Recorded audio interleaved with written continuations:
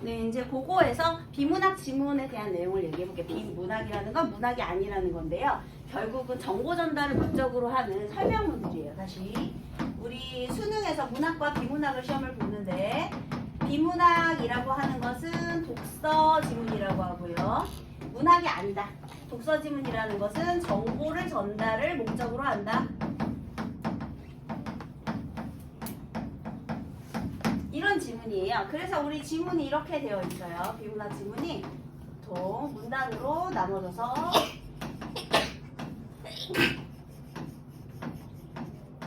자 이렇게 있을 거예요. 그러면 당연히 비문학 지문은 처음, 중간, 끝으로 돼 있겠지 얘들아. 그치? 그러면 처음 부분에서는 어떤 역할을 하겠니? 이 첫 문단의 역할은 뭐예요? 앞으로 제시될 화제를 소개하고 또는 내용 전개 방법을 이야기해주고 이런 얘기하죠. 그럼 너네가 똑같이 읽을 때 이 첫 번째 문단에서는 무엇에 대한 내용인가 그것만 확인하면 되는 거예요. 여기서부터 대빵 중요한 내용을 막 쏟아내지 않아요. 그래서 앞으로 전개될 화제, 핵심 내용을 하나 파악을 해. 그런 다음에 이제 그거를 어떻게 설명하는지 파악하고 마지막에는 전망이라든지 의의라든지 그 다음에 뭐 한계라든지 그냥 마무리하는 말, 당부 이런 게 있겠죠? 그래서 여기 마무리 이렇게 하고 그래서 우리 정보 전달을 목적으로 하는 설명문이기 때문에 여러분들이 읽었던 방식대로 읽으면 되는데 그게 뭐냐? 첫 번째 사실적 독해.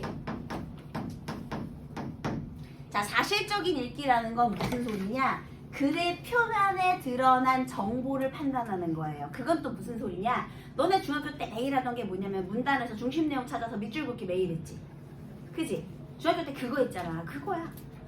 그러니까 여기서 선생님이 정보를 전달한다며. 정보 전달할 거면 무슨 정보가 중요한지, 그러니까 중요한 내용과 세부 내용을 비교를 하는 거죠. 그래서 세부 내용 말고 중심 내용은 간추리면 요약이 되는 거잖아 얘들아. 그래서 여기서는요 사실적인 읽기에서는 중요한 문장, 중요 내용 파악하기, 이거 사실적 독해라고, 읽기를 독해라고 하는 거예요. 사실적인 읽기에서는요 글에 드러난, 우리 눈에 보이게 드러났다라는 걸 명시, 명은 보이는 거고 시는 눈이거든요. 그래서 겉으로 드러난 정보를 파악하는 게 이 사실적 독해의 방법이에요. 그래서 이제 중심 내용을 판단을 했어요. 그럼 이제 그 다음에 뭐를 해야 되느냐? 비판적 읽기, 추론적 읽기. 자, 추론적 읽기라는 건요, 이제는 드러나지 않은 내용을 파악하는 건데요. 이 문장 속에 숨겨진 의도 또는 여기 문장에서 드러나지 않았지만 글쓰미가 이미 전제하고 있는 내용, 이런 것들, 숨겨진 내용을 파악하는, 의도나 내용을 파악하는 거예요. 그러니까 겉으로 드러난 거 파악하고 숨겨진 거 파악하고 그 다음에는 그 내용이 타당한가 비판적인 독해를 해야 돼요. 비판적인 것은 이제 타당성을 판단해 보는 거죠. 근데 얘가 타당한지 아닌지, 내용이 타당한지 아닌지도 있지만 사실 근거가 적절한지 아닌지 이런 것도 판단해야 돼요. 타당성, 적절성, 공정성 이런 것들 있잖아요. 내용이 한쪽으로 치우치진 않았는가 뭐 이런 것들 판단을 하는 게 비판적인 읽기가 돼요. 그런 다음에는요 이제 감상적인 읽기, 이거는 내가 공감을 하는가 안 하는가 하고요. 사실 근데 설명문에서는 감상적 읽기는 그렇게 중요하지 않아요. 왜냐하면 내 생각이 중요하지 않거든요. 문제를 풀 때. 필자의 생각이 중요하지 내 생각으로 문제 풀면 원래 틀리는 거야. 얘 사실 문학에서 중요해요. 그 다음 마지막으로 창의적 읽기가 있죠. 창의적인 읽기는요 가장 고차원적인 독서의 방법인데 이제 얘는 그래서 이 내용을 바탕으로 내 나름대로 의미를 재구성한다든지 문제의 해결 방법을 찾아본다든지 아니면 의미를 재구성해 본다든지 아니면 뭐 다른 독서 계획을 세운다든지 뭐 이렇게 좀 발전적인 독서를 하는 게 창의적인 방법이에요. 그러면 우리 사실은 기본적으로 요 놈들이 제일로 중요하겠네. 그지? 그 다음에 이 모든 것의 바탕이 되는 게 다 이거죠. 사실적인 독해. 그래서 우리가 그 중학교 때 각 문단의 중심 내용 판단하기가 다 이거를 위한 연습이었던 거야. 이게 잘 되면 국어의 비문학 과목만 잘하는 게 아니라 이제 타 과목에 대한 독해력도 올라가요. 그래서 예를 들면 모든 교과서 다 한글로 써 있잖아, 얘들아. 그러니까 너네가 역사 교과서 읽었을 때 분명 이해 안 되는 것들 많았을 거야, 그치? 읽어도 외워지지 않고 읽어도 이거 순서가 파악이 안 되고 이런 것들 많았죠. 근데 이제 국어의 독해 능력이 올라가면 암기가 좀 잘 돼. 왜냐하면 이 문단의 구조가 보이게 되면 아무래도 내가 그냥 막 들이대는 것보다 전체적인 내용이 보이게 되면 조금 더 암기가 잘 되겠죠. 그래서 원래 국어 성적이 오르면 타 과목 성적도 조금씩 다 올라요. 그리고 문제 학습할 수 있는 시간이 단축돼. 왜냐면 이해가 조금 더 빨리 되니까. 그래서 이런 독해 방법을 이용해서 여러분들이 고등학교에 올라가면 고등학교 교과서들이 다 있잖아요. 그래서 뭐 한국사 교과서라든지 과학 교과서라든지 또 이런 교과서를 공부할 때 항상 이걸 염두에 두고 문제 본문을 읽으면 이제 국어 공부도 되고 그 다음에 타 과목 공부도 되고 암기도 잘 되고 이런 겁니다. 알겠죠? 그래서 비문학 독해가 사실 또 중요한 이유가 있어요. 너네가 이제 수능을 볼 거잖아. 그럼 이제 대학에서 학생을 선발하기 위한 목적으로 보는 게 수능 시험이에요. 그러면 있잖아. 너네가 만약에 대학교 교수들이라고 생각해봐. 너네 문학 잘하는 애 뽑고 싶어? 비문학 잘하는 애 뽑고 싶겠니? 일반적인 대학 교수라고 생각해봐. 이 학생이 문학을 잘하는 애가 들어오는 게 좋을까? 비문학을 잘하는 애가 들어오는 게 좋을까? 비문학 잘하는 애들이 들어오는 게 좋지. 그래야지 애가 여러 가지 다방면에 지식이 많아가지고 좀 대학교 공부하는 데 더 도움이 될 거 아니야, 문학보다. 왜냐면 교과서 읽는 게 중요하니까, 얘들아. 그지? 그래서 비문학이 어려운 거예요, 여러분. 문제가 어려울 수밖에 없어요. 교수들이 이런 내용을 판단하기 위해서 어려운 문제를 내요. 그래서 우리 비문학을 공부하는 것은 대학교에 갈 때까지도 중요합니다. 자, 그 다음에요. 이건 이제 선생님이 독서의 방법을 얘기한 거고요. 그래서 우리 비문학 지문의 문제 구성이 어떻게 되는지 한번 볼게요. 우리 여태까지 모의고사 계속 풀었었죠? 지금 1, 2학년 때까지는 문학 15개, 비문학 15개가 나오죠. 문제가. 그쵸? 그죠? 그죠? 그래서 그게 지문이 몇 개냐면 3개예요. 3개. 비문학 지문 3개. 그런데 이제 나중에 수능에 가면 그게 이제 17문제로 늘어나면서 지문이 하나가 추가돼요. 그래서 그때는 독서의 이론에 관련된 짧은 지문이 하나가 추가돼요. 독서 이론이라는 게 뭐냐? 이런 것들. 지금 독서 이론. 예를 들면 주제 통합적 읽기, 그리고 초인지 이론, 뭐 이런 독서 이론에 관련된 거 딱 하나 조그만 거 나오고요. 그거 말고 나머지 지문 3개는 어떻게 구성이 되느냐? 첫 번째, 이제 이게 이제 중심 소재거든요. 중심 소재, 제재라고 해요. 그런데 이 중심 소재가 어디에서 나오느냐? 첫 번째는요, 인문 예술 분야. 인문 예술 분야. 너네 인문학이라고 들어봤죠? 어떤 게 인문 예술이죠? 어떤 게 인문이지? 인문학이 뭐야, 얘들아? 인이 무슨 인자 넌 다 아는 건데. 사람에 대한 학문이에요. 그게 인문학이야. 그래서 사람에 대한 학문이 뭐냐면 너희가 아주 싫어하는 철학. 그게 뭐냐면 사람의 본성이 착한가 악한가. 그게 성선설, 성악설 그런 동양 철학이죠, 여러분. 또 서양 철학도 마찬가지. 인간의 본성은 어떠한가에 대해서부터 출발한 거죠. 인간의 행동을 연구했다든지 뭐 이런 것들 있죠. 그런 게 전부 인간에 대한 학문, 인문학이에요. 예술은 뭐냐면 미술, 회화, 건축, 그 다음에 조각, 음악 이런 것들과 관련된 거. 요거 합쳐서 이 중에 한 지문 나오는 거예요. 인문 예술 중에서 하나.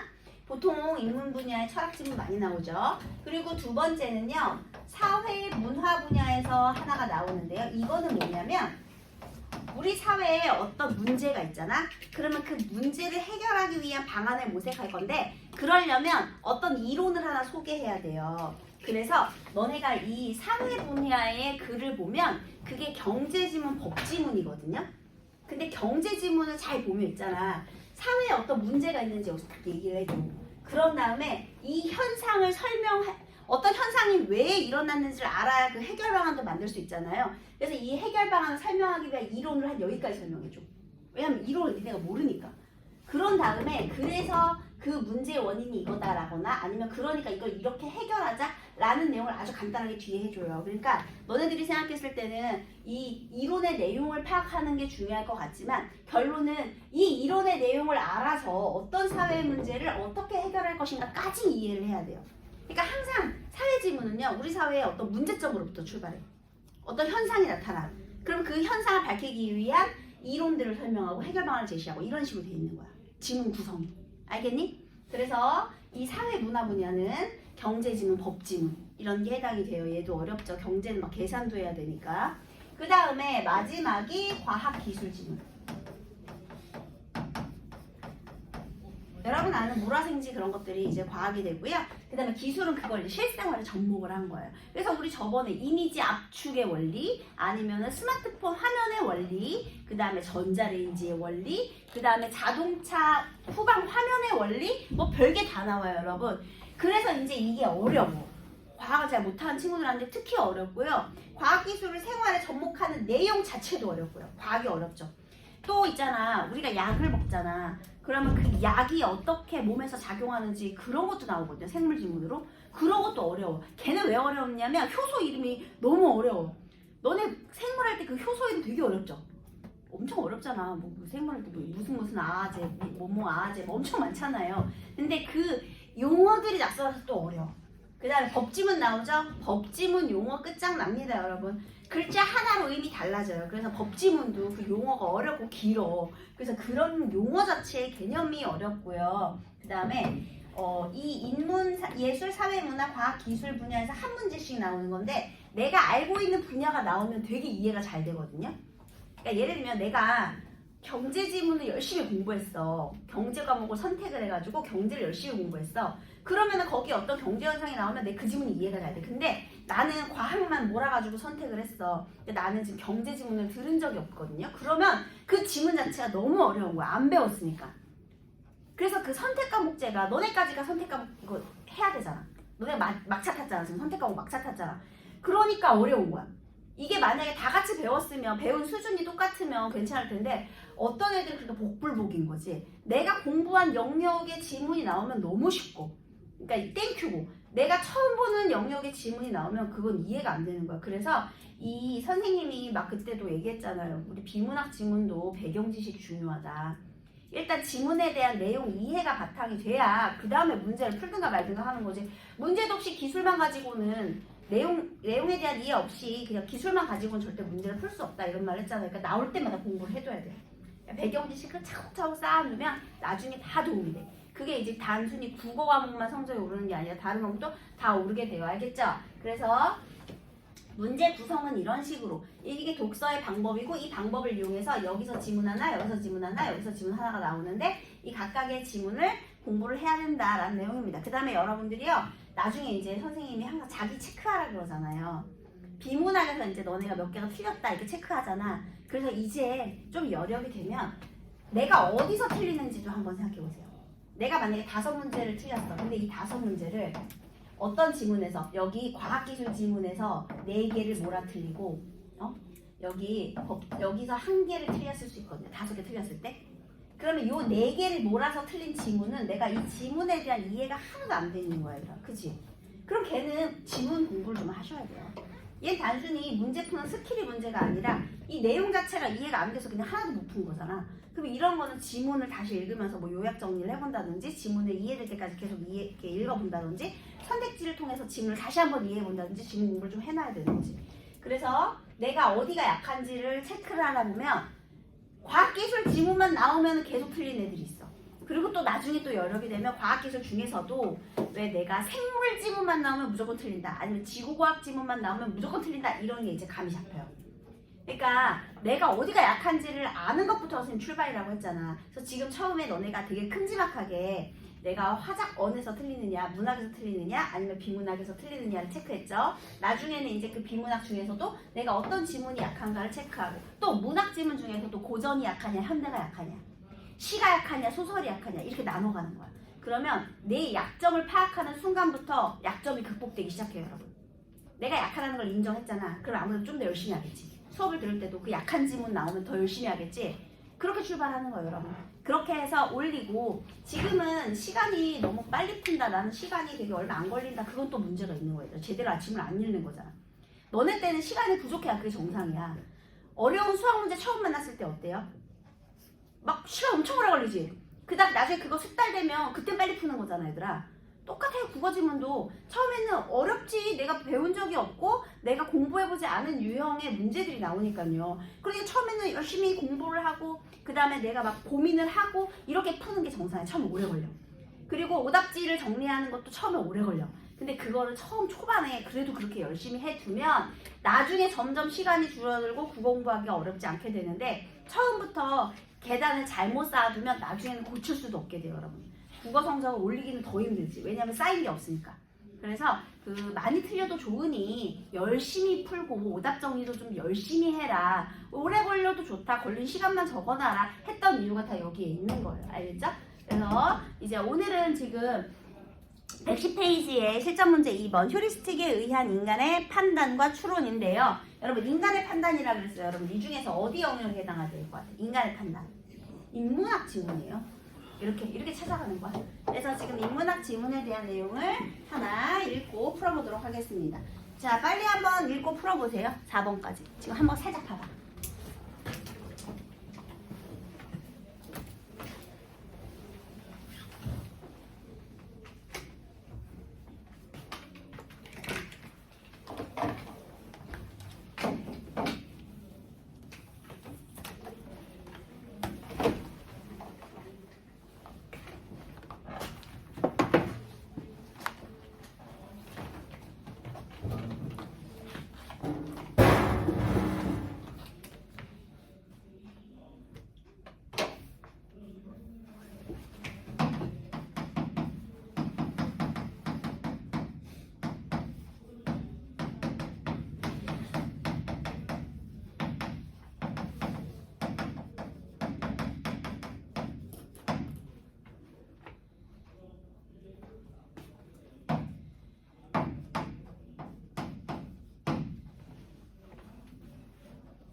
절지 마시고 정신 차리세요. 그래서 선생님이랑 같이 본문 한번 읽고 문제를 풀어보도록 하겠습니다. 문제부터 볼게요.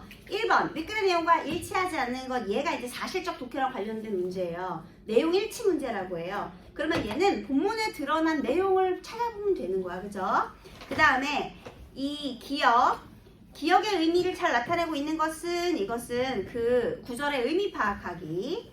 그 다음에 휴리스틱과 관련된 실험 내용이다. 얘는 구체적인 사례에 적용해보는 문제. 그 다음에 4번은 어휘 문제. 이렇게 구성이 되어 있어요. 자, 본문부터 한번 찾아볼게요. 사람들은 하루에도 수많은 일들을 판단하면서 살아간다. 판단을 할 때마다 필요한 모든 정보를 수집하여 이용하고자 하면 정보를 수집하는 것도 힘들 뿐더러 그 정보를 처리하는 것도 부담이 된다. 그러니까요, 모든 정보를 수집해서 전부 다 판단하려고 하면 뇌에 과부하가 걸려요. 너무 힘들죠. 그렇기 때문에 사람들은 과거 경험을 바탕으로 어림짐작을 하게 되는데 이를 휴리스틱이라고 한다. 얘들아, 이런 설명 방식 뭐라 그래? 휴리스틱이 개념 설명해줬죠. 뭐죠, 이런 걸?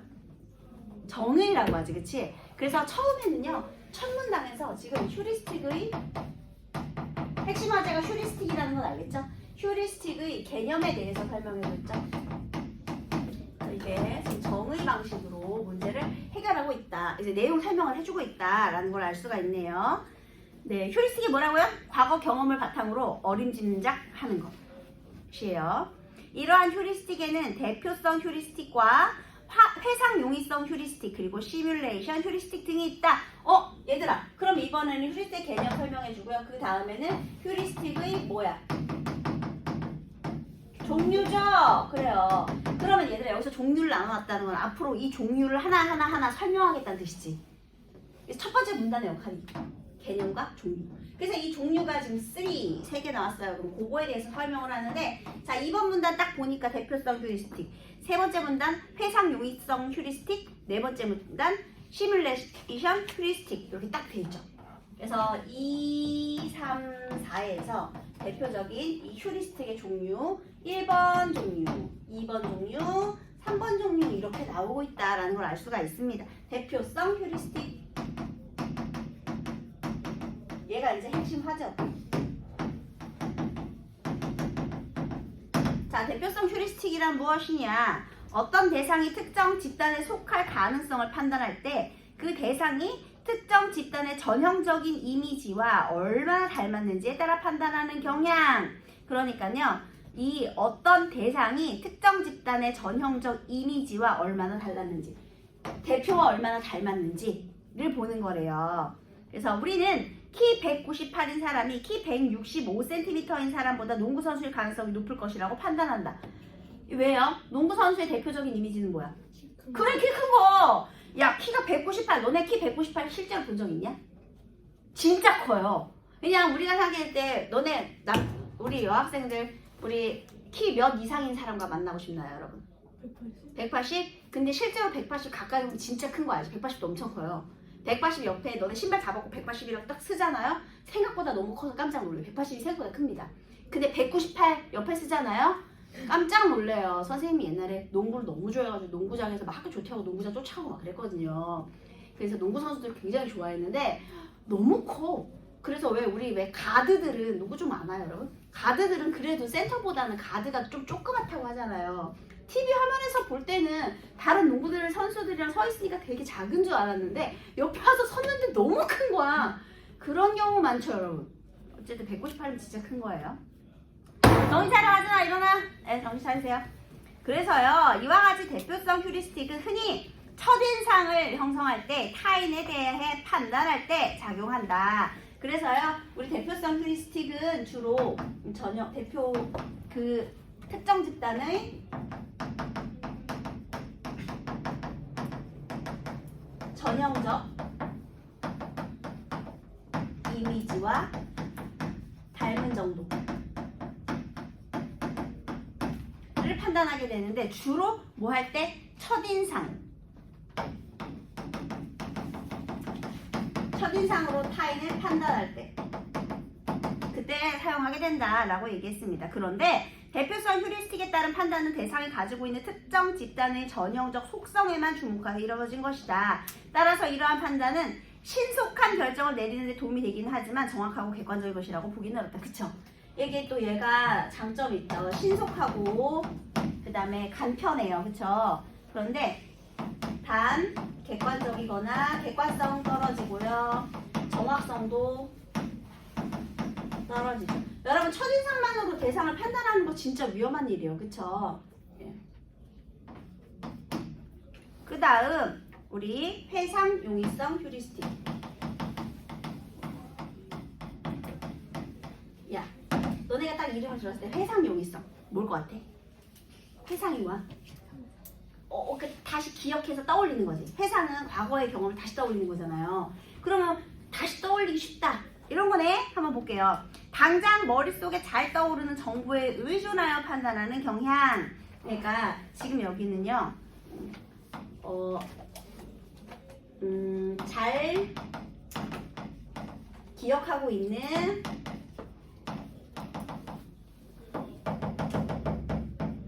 정보에 의존하는 거예요. 사람들에게 작년 겨울 독감에 걸린 환자들이 얼마나 많았는지 물어보면 일단 자기 주변에서 발생한 사례들을 떠올려 추정하게 된다. 이러한 추정은 적절할 수도 있지만 실제 발생 확률과는 다를 수도 있다. 사람들은 최근에 자신이 경험한 사례, 생동감 있는 사례, 충격적이거나 극적인 사례를 더 쉽게 회상한다. 그래서 비행기 사고 장면을 담은 충격적 뉴스 보도 영상을 접하게 되면 그 장면이 자꾸 떠올라 자동차보다 비행기가 더 위험하다고 생각하게 되는 것이다. 그러나 이것은 실제 사고 발생 확률을 고려하지 못한 잘못된 판단이다. 너네도 그렇게 생각하죠. 너네 비행기 사고가 위험하니? 비행기가 더 위험하니? 자동차가 더 위험하니? 물어보면 많은 사람들이, 왜냐면 너무 충격적인 영상들이 많기 때문에 비행기가 위험해요 이렇게 말할 수 있어요. 근데 사실 비행기 사고는 일어날 확률이 그렇게 많지 않아요. 자동차 사고는 얼마나 많이 일어나니? 그치? 그죠? 그 다음에 너네 주변에 어떤 학교 제일 많이 갔어요? 효자고요? 효자고 제일 많이 갔어? 그러면 여기 의정부에서 가장 인기가 있는 학교는 어디인가? 그러면 내 친구들이 다 효자고를 지원했어. 그럼 난 효자고요라고 대답하겠죠. 근데 또 어떤 친구는 자기 주변에 친구가 효자고 지원한 친구가 하나도 없어. 그럼 효자고가 인기가 있다고? 난 동의하지 못하겠는데? 이렇게 되는 거예요. 그러니까 뭐냐면 자기 주변에서 잘 기억하고 있는 정보만, 그러니까 내가 잘 떠오르는 정보만 판단하는 거죠. 그러면 잘못된 근거를 가지고 있을 확률이 굉장히 높아지는 겁니다. 그래서요, 회상 용이성 휴리스틱에서 내가 이 잘 기억하는 종류는요, 일단 최근의 경험, 그 다음에 생동감이 있거나 아니면 충격적 경험일수록 잘 기억할 수 있는데요. 얘는 다만 잘못된 판단을 내릴 가능성이 굉장히 높다. 실제와는 다를 수 있다라는 얘기가 되겠습니다. 다음 세 번째, 시뮬레이션.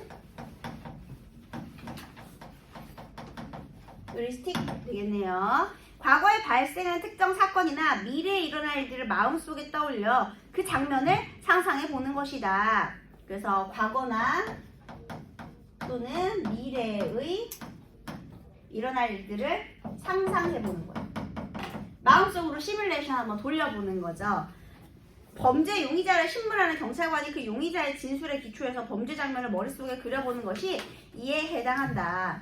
그쵸? 우리 그 범죄 관련된 영화 보면은 걔네들이 추론을 하면서 막 상상을 해서 범인이 문을 열고 들어와서 그 다음에는 무엇을 보았을 것이다. 그래서 그 다음에는 이걸 하고 저걸 하고 저걸 하고 막 이렇게 시뮬레이션 막 돌려보죠. 네, 그런 거 말하는 거예요. 이때 경찰관은 그 용의자를 범인으로 가정해야만 그가 범죄를 저지르는 장면을 머릿속에 떠올려볼 수 있다. 이러한 가상적 장면을 자꾸 머릿속에 떠올리다 보면 그 용의자가 정말 범인인 것처럼 생각하게 된다. 그래서 그가 범인임을 입증하는 객관적인 증거를 충분히 수집하기도 전에 그를 범인이라고 판단할 가능성이 높아지게 되는 것이다. 자, 여기도 단점이 있죠. 물론 상상을 해보는데요. 여기서 일단 특정 용의자를 범인으로 가정을 한 다음에 그 사람이 이렇게 판단했을 거야 하잖아요. 그런데 가정을 하고 시작을 하기 때문에 가정으로 인해서 또 잘못된 판단 네, 가능성이 높아진다는 거죠. 이렇게 되는 거예요. 이처럼 휴리스틱은 종종 판단 착오를 낳기도 하지만 경험에 기반하여 답을 찾는 효율적인 방법이라고 할 수 있다. 자, 얘는요, 경험을 기반으로 한다. 이게 이제 공통점이 되는 거죠. 그죠? 신속해요. 또 일상생활에서 우리의 판단과 추론이 항상 합리적인 사고 과정을 거쳐 일어나는 것은 아니다. 우리는 결정을 위한 시간이 많지 않다는 가정을 무의식적으로 하고 있다. 휴리스틱은 우리가 쓰고 싶지 않아도 거의 자동적으로 작용한다. 그리고 얘는 자동적이고요. 어떤 사람을 보고 첫인상을 판단하는데 그거를 내가 떠올리려고 한 게 아니라 그냥 첫인상 판단은 그냥 되는 거잖아요. 얘들아, 그치? 그냥 되는 거예요. 그리고 수많은 대안 중 순식간에 몇 가지 혹은 한 가지의 대안만을 남겨 판단하기 쉽게 만들어준다. 이런 점에서 인간은 인지적 구두쇠라고 할 만하다.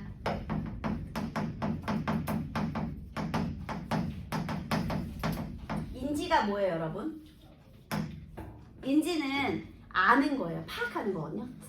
지식을 바탕으로 파악하는 거예요. 그런데 생각의 과정을 최대한 단순화하고 싶어 한다는 거죠. 빨리빨리 하고 싶어 하는 거야. 그게 인지적 구두쇠예요. 자, 그러면 봐봐. 기억을 먼저 볼게요. 2번. 기억의 의미를 가장 잘 나타내고 있는 것은 인간은 세상의 수많은 일들을 판단할 때 가능하면 노력을 덜 들이려는 경향이 있다. 판단할 때. 얘들아, 판단이 인지가 맞죠? 그때 조금이라도 노력을 덜 하려고. 맞네. 인지적 구두쇠. 정확하죠? 판단이 인지하는 거니까요. 그죠? 그 정답은 1번이고요. 2번 같은 경우는 인간은 주변 세계에 의미를 부여하고 예측하려는 욕구. 이 예측의 욕구지. 이건 인지적 구두쇠가 아니죠. 또 과학적이고 체계적으로 정확하고 객관적인 판단. 얘도 구두쇠랑 관련이 없죠. 판단에 필요한 정보나 판단하기 위한 시간이 부족하기 때문에 휴리스틱을 의도적으로 사용한다. 얘는요. 정보나 시간이 부족하다. 이것은 그때그때 다른 거야, 얘들아. 그치? 그것 때문에 인지적 구두쇠라는 말은 틀렸습니다. 판단을 최소화하려고 한다라는 말이 들어가야 되기 때문에 얘도 아니고요. 또 인간은 일상생활 속에서 판단이나 결정을 할 때 모든 대안의 장점과 단점을 분석하면 안 되겠지. 그 구두쇠가 아니죠. 그 정답 1번이었어요. 됐죠? 자, 그 다음에 동그라미 1번 문제. 위글의 내용과 일치하지 않는 것은 일상생활 속에서 과거 경험을 바탕으로 어림짐작을 하게 된다. 얘들아, 이걸 네 글자로 뭐라 그래? 휴리스틱. 그쵸? 맞는 소리고요. 충격적인 경험을 충격적이지 않은 것보다 더 쉽게 회상한다. 아까 여기 써있었어. 충격적이면 더 잘 회상한다고. 그 다음 휴리스틱에 따른 판단은 사실에 부합할 수도 있고 아닐 수도 있지. 그래서 항상 잘못된 판단의 가능성이 있었죠. 또 가상적인 상황을 반복하여 상상하면 그 상황이 실제 사실인 것처럼 느낄 수 있다가 바로 이거죠. 시뮬레이션, 휴리스틱. 그래서 왜 있잖아요. 그러면 안 되는데 우리 수많은 그런 스토커들이 나는 쟤랑 사귀고 싶다는 상상을 막 하는 거지. 그러다가 머릿속에서 걔랑 사귀는 상상을 한 거지.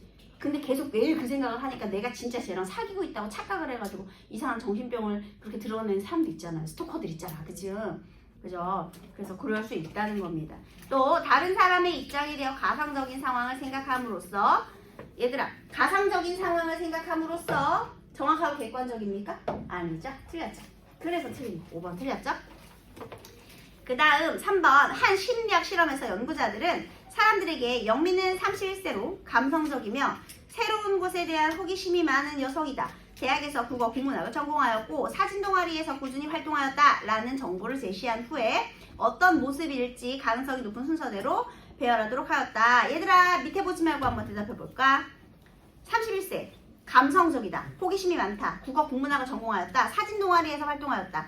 A. 영미는 은행원이다. B. 영미는 여행 블로그를 운영하는 은행원이다. 정답. 자, A 손 들어봐. B 손 들어봐. 아, 손 안 든 것들 뭐야? 얘들아 근데 여기에 함정이 있죠. 너네가 만약에 정답을 맞추려면 무조건 A 해야 돼. 왜냐면 A는 은행원이고 여행 블로그를 운영하는 은행원이야. 그러면 은행원이라는 거 겹치잖아. 그러면 내가 정답을 맞추고 싶으면 개수 줄여야지. 어차피 은행원인데 무조건 A는 무조건 정답이지. 아니에요 여러분? 얘는 은행원이기만 하면 되고 얘는 블로그를 운영하는 은행원이어야 돼. 그럼 어쨌든 A를 하면 무조건 정답이거든요 여러분? 근데 이상하게 사람들이 B를 선택한다는 거야.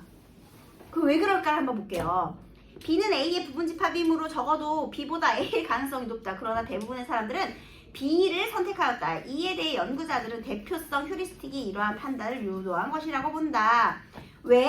대표는 뭐라 그랬어요? 특정 집단의 전형적인 이미지잖아요. 그러면 자, 영미는 여행 블로그를 운영한다에 주목했대. 자, 어떤 점이 여행 블로그를 운영한다를 주목하게 했을까요? 그래, 감성적이다, 호기심이 많다, 사진 동아리에서 활동했다 이런 것 때문이죠. 그러니까 한마디로 사람들이 생각했을 때 은행원이 어울려, 여행 블로거가 어울려. 여행 블로거가 어울리는 거야. 왜? 그런 이미지가 바로 이 여행 블로거의 이미지잖아요. 아, 선생님이 요즘에 집에 가서 세계 테마여행 이런 거 되게 많이 보거든요. 세계 테마여행 보고 그 다음에 그 태어난 김에 세계 일주도 보고 그 다음에 이제 나 혼자 산다도 보고 막 그런 거 많이 봐요. 그런 거 보면은 너무 부러워. 쟤네는 돈 받고 여행 가는 거잖아. 여행 블로거들도 너네도 빠니보틀 아니? 알아요? 아니 얼마나 좋냐. 돈 받고 여행을 가서 내가 하고 싶은 걸 한다는 게. 그치? 응. 그죠? 너무 좋죠? 그거 너무 부럽더라고요. 근데 여러분 그렇게 해서 성공하려면 진짜 거의 벼락 맞을 확률이에요 여러분. 우리도 다 그렇게 해서 성공한다는 보장이 없잖아. 그지 얘들아. 네, 아무튼 간에 그래서 호기심이 많고 이렇게 그런 측면이 이 특정 집단 여행하는 전형적인 이미지와 어울린다는 겁니다. 그래서 정답 몇 번이에요?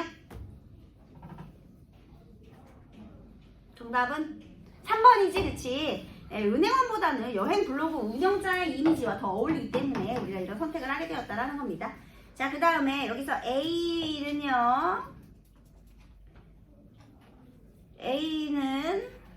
A가 어딨냐? 볼 수도 있다. 효과적인 방법이라고 본다가 되겠거든요. 그러면 효과적인 방법이라고 판단해 볼 수도 있다죠. 판단하는 거죠. 판단해 볼 수 있다. 자, 그러면 판단하는 거예요. 뭘까요?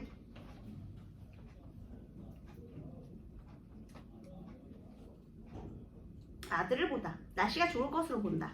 실패할까 보다. 그 다음에 흉을 보다. 신문을 보다. 정답은 2번이죠. 날씨가 좋을 것으로 판단한 거죠. 평가 판단하다. 정답은 2번 되겠습니다. 됐나요?